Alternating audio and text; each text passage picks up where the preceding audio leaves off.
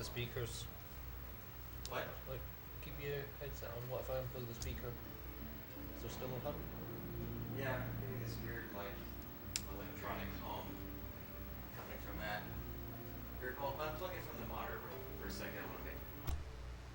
What the hell? I'm still hearing it. Where's that coming from? Maybe it's being picked up on this, and it's like fan or something. I don't know what it is. What with the new TVs? Can you still hear?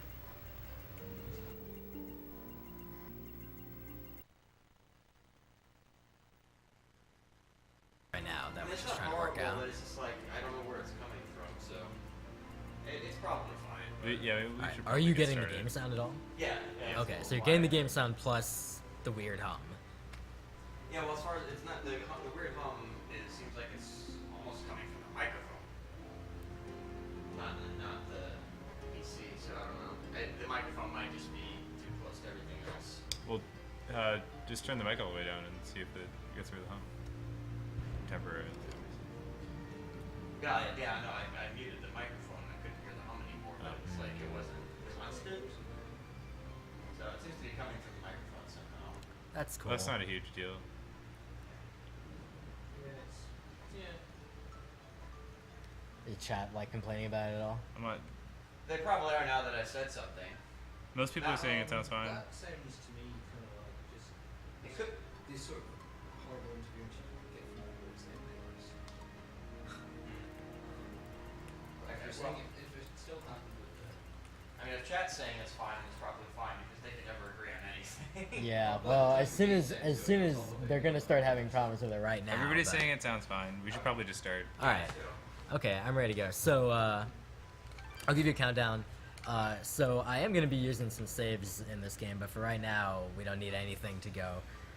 So time will start when I pick difficulty here. So here we go. 3, 2, 1, go. Casual, yes, casual. Great question. That is the first and most common question that I get. So, casual difficulty in this game is used specifically because it is faster. Basically, the game has, you saw the game has 4 difficulties. Basically, the difference is just in how much BS you have to put up with. And also, one huge difference. In casual difficulty, your stamina never depletes, or more accurately, regenerates practically instantly. So you can roll over and over again forever, and you can use the fidget projectile over and over again forever. Additionally, on casual difficulty, you never actually take damage from using the dust storm attack. On higher difficulties, if you use the dust storm long enough, you start taking damage, so you don't really want to keep doing that. I actually am not hearing the narration, which is interesting. Anyway, so right off the bat here, you're seeing that I'm doing this move, this little combination of attacks. This is called the rocket jump. You literally use this on this screen and the next screen only to save like tiny amounts of time. And that's it. Because on the first 2 screens you don't have the roll ability, so you can't really move the optimal way you're intended to move. Not really intended, but you know what I mean. So the game starts, you find yourself kind of in this middle of the mountains, and you don't really know who you are anymore, and the sword comes flying at you, and then this creature called Fidget comes flying at you. Stuff happens. I wouldn't really worry too much about it. This is kind of a spoiler-free run because I'm going to skip all the story. So now I have the roll, and so now I'm doing the first main method of transport in this game, which is the ground dodge cancel. Basically what you do is you roll either left trigger, or right trigger, and then you alternate with a crouch slash. And as you do that, the animation of one cancels the other, and you just end up going really fast. There's a second technique that uses the same principle called the aerial dodge cancel. I'll get that in a little bit. In order to do that, I need the aerial dust storm, and I'm not going to get that for about 4 more minutes. So on this screen, I'm going to get the first occurrence of the red barrier, which you can see just there on the edge of the screen. And the red barrier basically if there are monsters near you and you're near the edge of a screen for a transition, it just prevents you from going. So you have to kill all the monsters or boot them away before you can actually continue. Also, I'm noticing that there just is no narration. I'm not sure why or what happened here, but I'm not really going to bother fixing it. The narration doesn't matter anyway because I'm skipping it all. So don't worry too much about it. So now we're just going to roll a whole lot. You will notice on this screen that the camera doesn't necessarily keep up with you if you roll fast enough. And it turns out that when you're doing the ground dodge cancel, sometimes you're going fast enough that it just can't keep up. So here we're going to pick up the first key. And these keys are actually important. I'm not going to open anything with them. Normally you would use them to open chests. I am going to use this key to get some money instead. So just there, I used that ability which is called the Dust Storm, which I was getting during that cutscene earlier. I just used it to prevent those enemies from following me to the edge of the screen so that I couldn't get the red barrier. Again, I'm picking up more keys. I also need those 2 chickens that I picked up. Apparently in this game, when you break a wall, there's a whole ton of breakable walls, and when you break one, there's a chicken inside it. Why? No one really knows, but you know, that's just how it is. Look, sometimes you break a wall and there's a chicken. Alright, so now I got the aerial dust storm, and now I can do the aerial dodge cancel. And this allows you to go way faster. It also allows you to do that if you're dumb. But that's alright. Alright, so I'm just getting through this intro area really as quickly as possible. It's just kind of like the first 5 or so minutes of the run. And you know, there's a bunch of tutorials, and there's a bunch of stuff to fight, and there's a lot of rolling to do. So the aerial dodge cancel is just alternating roll with the aerial dust storm. Okay, so here I take a hit from that guy, and that allows me to skip that cutscene there. Don't ask why, it works. Then this guy, I parry him because it's the only way to kill him quickly. I actually missed the first one, but that's fine. And then here, actually, on this screen, there's a tutorial for parrying. Obviously, I already know how to do that, so I just skip it. Alright, and on this screen, we're gonna skip a boss. So, up here, on the next screen, I should say, there's supposed to be this big encounter where you save these 2 people who own a farm from these rampaging giants. Instead, I just use this technique and fly over them. The technique I'm using is called the Rising Dust Storm. So again, this is all based on animation canceling. In this case, I used the air slash attack combined with the aerial dust storm. Normally when you do the aerial dust storm, you hold down the Y button and you go flying in an arc through the air. And as you go, the arc eventually just becomes a fall. And you can't do it for too long. However, when you do an air slash, the arc gets reset, and you can just do another aerial dust storm, do another air slash, do another aerial dust storm, and you will just gain height forever. And as you might imagine, you can use this to trivialize a huge chunk of the game. Not as much as the warp trivializes, but a lot. Also, I'm not doing some of the newer frame saver strats because I don't know them. It's been a while since I actually ran this game seriously, but some of the new route changes have made me really want to get back to it a little bit. So right there, I sold all the keys that I'd picked up, and I sold all the other items I had, and I picked up 10 teleport stones. I'm going to really want those teleport stones to be able to do the warps. So basically, whenever you get to a save point in this game, at the save point you can either save your game, or you can warp out of the area that you're, teleport out of the area that you're currently in. You need to have a teleport stone in order to do that. Alright, so I just saved my game because I really want a save. And now I'm going to leave the area. And then I'm going to re-enter the area. I'm going to do something very, very special and new called the Glade Warp. So don't worry too much about exactly what I just did. In fact, I might not have even done it right. No, I'm good, sort of good. I might be bad, actually. Well, hold on. No, everything's okay. Alright. So now I did a teleport and a jump. This is actually, I'm kind of doing a suboptimal way of setting this up. But, hello. Basically, I'm trying to get up to this area here. I did not explain this very well because I'm tired, but basically, you can go to any room, any square of the map, of any area that you've visited before. And what turns out to be in this square is a chest.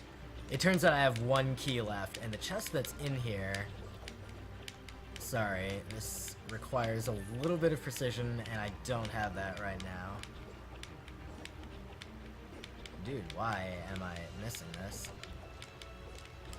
Alright, I'm gonna have to do this the old way.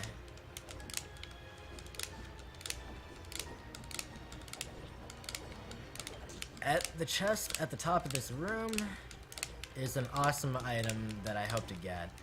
This item will really, really trivialize. I do not understand what problem I'm having here.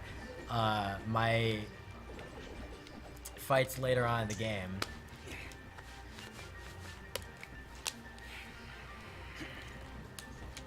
By increasing my attack stat by a lot. When I say a lot, what I mean is right now my attack stat at level 0 is 4. And this is gonna boost my attack by 150 to the, like, so basically I'm not doing a speedrun without this item. I'm also not apparently getting this trick, which is sad. There are all sorts of people laughing at me right now for not being able to do this.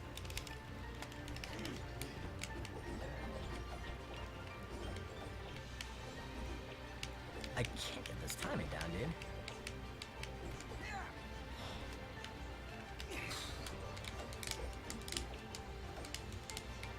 I actually can think of one way to fix this. Okay, hold on. Alright, so here I have this this weird save that I just did, right? So we're gonna load this, and this will put us here. No, this actually won't solve the problem for me, will it?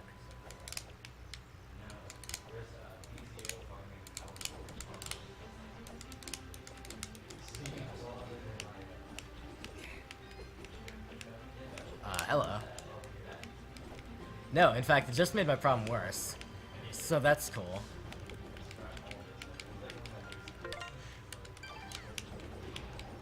I am having way more trouble with this than I really should be having in the first place.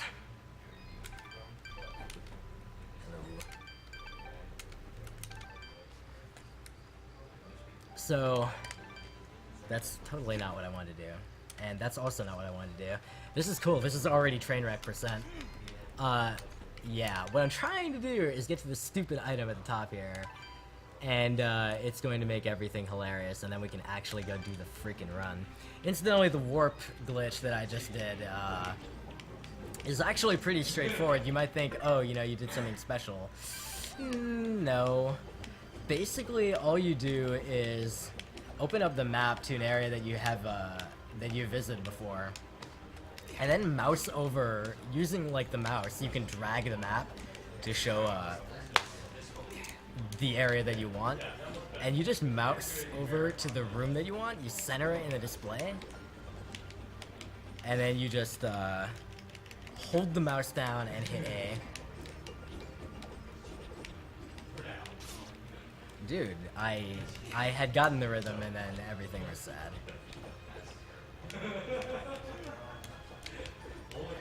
You are literally watching me remember how to do this live. Let's Play is live. Sick speedrun, bro.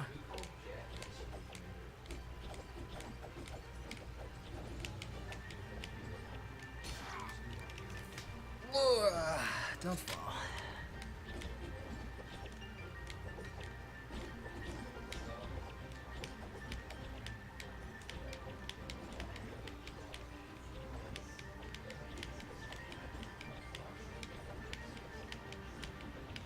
Cool, you guys are gonna get to watch me just struggle with this for a bit. This is actually not as hard as it looks. I'm killing myself intentionally there, I just want to get the health back. I'm gonna do an older version that involves a damage boost, if I can get it. which is also easier said than done, again, given my current state of play. I just need to get up here.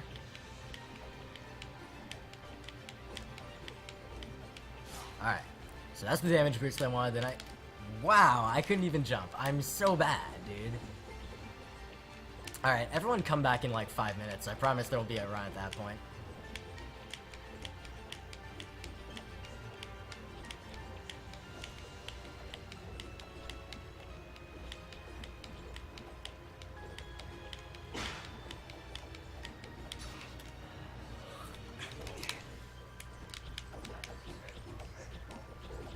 Incidentally, if you're wondering why I don't just, like, skip this, you don't skip this. This is the, like in Super Metroid, if you are familiar with that speedrun, you have to do the mock ball to get early supers. That's kind of like the price of admission to do that speedrun. This is the price of admission. You have to get the flesh sheath. And if you can't get it, then guess what? You're not doing the speedrun. Hey, I remembered how to do it. Nice. Alright, yay. Don't clap, that's terrible. Oops. Alright. That was unintentional, but doesn't matter. Alright, so yeah, as I said, that thing boosts my attack by 150. So now we're gonna head on to the next area. There's actually supposed to be a boss in this area that I'm supposed to fight, and I would actually kill him pretty quickly if I did this fight. But I'm just gonna skip it. So now I'm just warping directly to the next area, which is the Ceramon Caverns. Before I do, I kill that guy. So I manipulated my XP to have a particular amount of experience, so that when I enter this room, I level up and go back to the previous room. That skips a cutscene. It saves about 10 to 11 seconds. And in a speedrun of this length, that's a pretty good amount. Then here, we just kill a couple of these dudes to level up. We like to be level 2 because that increases your attack. So an important thing about casual difficulty is basically in this game you have 4 stats, and when you level up you get the opportunity to improve your stats. The way you can improve your stats is by allocating a stat gem, and each time you level up you get 1 stat gem. That does not vary from difficulty to difficulty. What does vary is, on normal difficulty and above, you can allocate that stat gem as you please. On casual difficulty, it is fixed, so that at levels, at level 1, it will go to HP, at level 2 it'll go to attack, at level 3 it'll go to defense, at level 4 it'll go to fidget, and so on and so forth, in round robin order. Those are the 4 stats: HP, attack, defense, and fidget. So, you don't really get a choice in casual difficulty. I did a dumb strat there, but that's alright. Of where your stats go. So, what that means is, if I want the next level of attack, I've got to get to level 2, and then I would have to get to level 6 after that, and so on and so forth. So I just picked up an upgrade that I need called the Ground Slide. If you ever played Mega Man, you've seen what it looks like pretty much. Or for that matter, if you watched me just use it there. And now I'm on to the second boss, or the first one I will actually face. And here's where the first major change has happened. This is a strategy found by Mr. Ogum recently.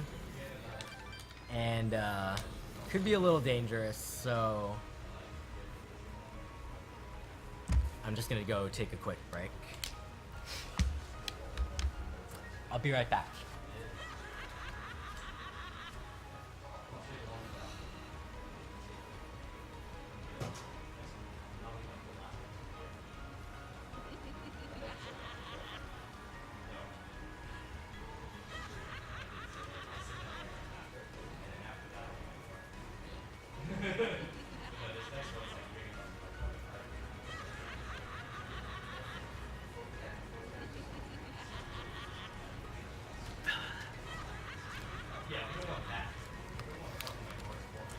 So, as you can tell, this is a tough boss.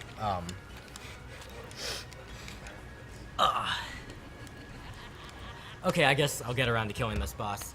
So yeah, apparently if you just stand on top of her, she can't figure that out. It's, I don't know, maybe she's sniffing my tail or something. It's really hard, you know, to handle this kind of top tier strategy. But it gets even higher tier than this. Here's how we kill her. Hold on. Wait. Nope. There we go. Okay, wait. Oh. Okay. Good fight. Alright. Tough boss. So again, that strategy was found by Mr. Ogum, and what used to be, I would say, the second most annoying boss of the run out of 3, is now completely ridiculously trivial. Alright, so here's another cutscene skip, which I just achieved. And I don't even hope to begin to explain the full, like, reasoning for why that actually works, but basically, the game, when you cross an area transition, the game remembers, like, what activity you do after you trigger the transition. Like, you hit the transition, but then you still keep control even though the transition starts. So I walk right over the transition, and then I start walking left, and it remembers that I was walking left even though the area transition already started.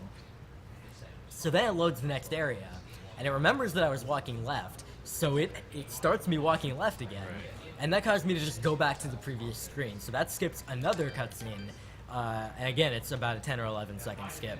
It's also very, very easy to miss it, and then you lose 10 or 11 seconds, which is unfortunate in a speedrun, particularly because this is like halfway through the run. Alright, so here I'm just talking to this lady to set up my XP for later on. I would like to get to level 8 when fighting the next boss. And it's not too hard to guarantee that, but talking to her just kind of sets it in stone, and it doesn't cost like very much time at all. Alright, so now we're on to the next area, which is called the Sorrowing Meadow. And this area, the basic backstory is there's this bad guy, Prevent Canc. He's not very nice. In life, he betrayed all the good guys and sold them out to the evil army led by the bad dude General Gaius, who you might have just seen in the cutscene that I very, very quickly skipped.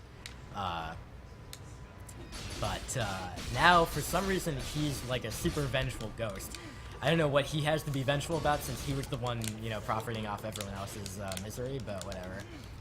Hello. What was that? Wow, that's never happened before.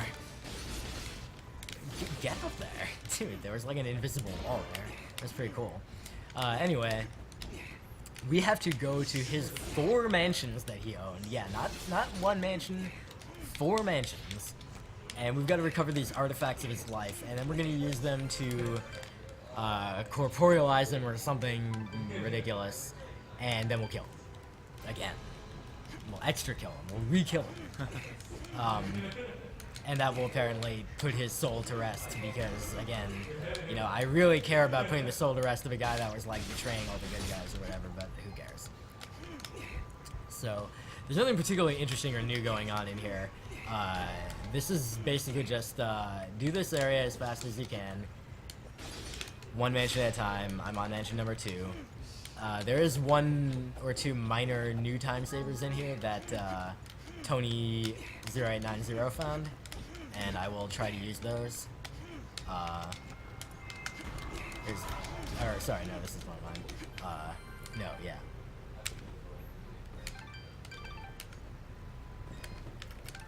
Alright, so this is one of them. We used to have to warp to the room above this, but now we warp into this room directly.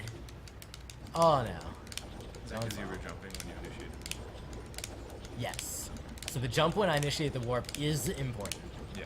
That specifically facilitates getting into this room, which is something that we hadn't really like thought to try before. It's a really nice little trick that makes everyone happy. Yeah. Alright, so now we're making our way out of the 3rd mansion. So the 4th mansion that we're gonna head to, so all the other mansions, we just warped directly inside the mansion, and then we got the thing that we wanted, and then then we made our way outside, and then went from there back to the world map, and then warped to the next mansion. This upcoming mansion, we're gonna have to do something different.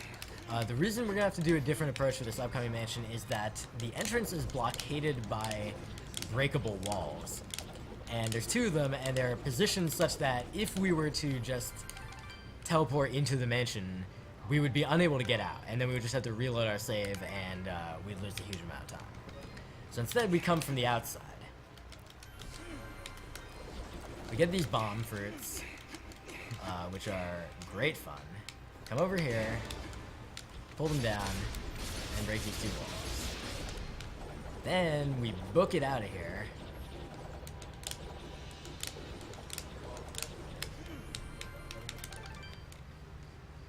I might be low on teleport stones, which is funny. I'll just pick up an extra later, because there's a new strat that I have to show off later on that requires an 11 teleport stone. I realized earlier on when I was trying to get the flesh sheath and failing miserably, there was a strat that I was supposed to do that would have recovered the first teleport stone that I used. But unfortunately, I failed to do that strat because I literally had no idea what I was doing at that point. So it's fine. Anyway, here we're killing a bunch of dudes because otherwise they're going to red barrier us, and we actually need some extra XP anyway. We're actually going to level up right here, which is totally fine. Yeah. So, now I'm level 3. Again, I want to be a level 8 after the boss, and I will be, and that's fine. Being level 3 before the boss means that I don't level up when he spawns. And that prevents me from knocking him back, which makes the intro a little bit easier. Alright, so now we're going to head back, and we're going to face the boss. We've collected the 4 things that we wanted.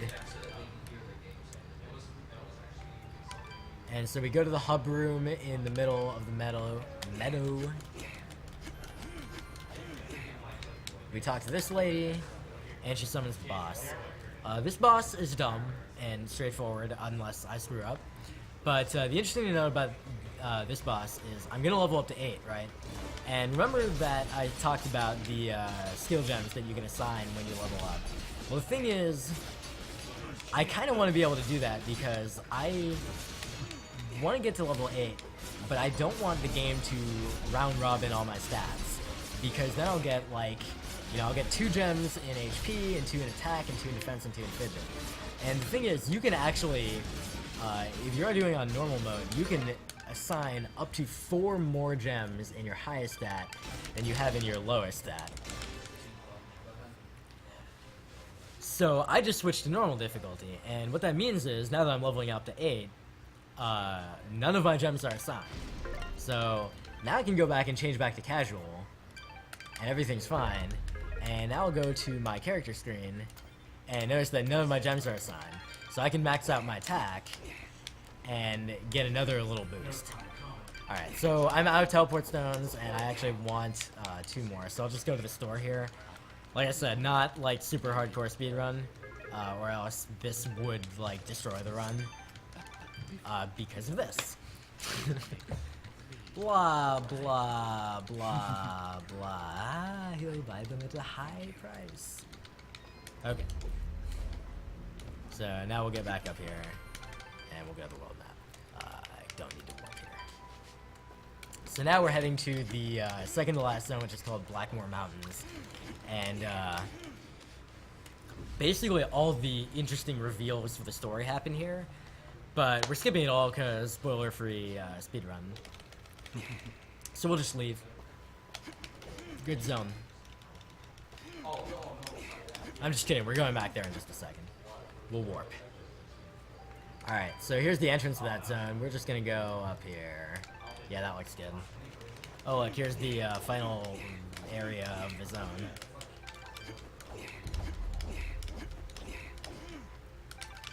Incidentally, I really like running this game because all the movement in this game is very rhythm-based. If you think about it, the way that you do the dodge roll cancel is with a rhythm involving X and right trigger, X and left trigger. And the way you do the air dodge cancel is with a rhythm involving Y and right trigger, Y and left trigger. And once you get that rhythm, it's pretty straightforward. And it just feels good to get it right consistently.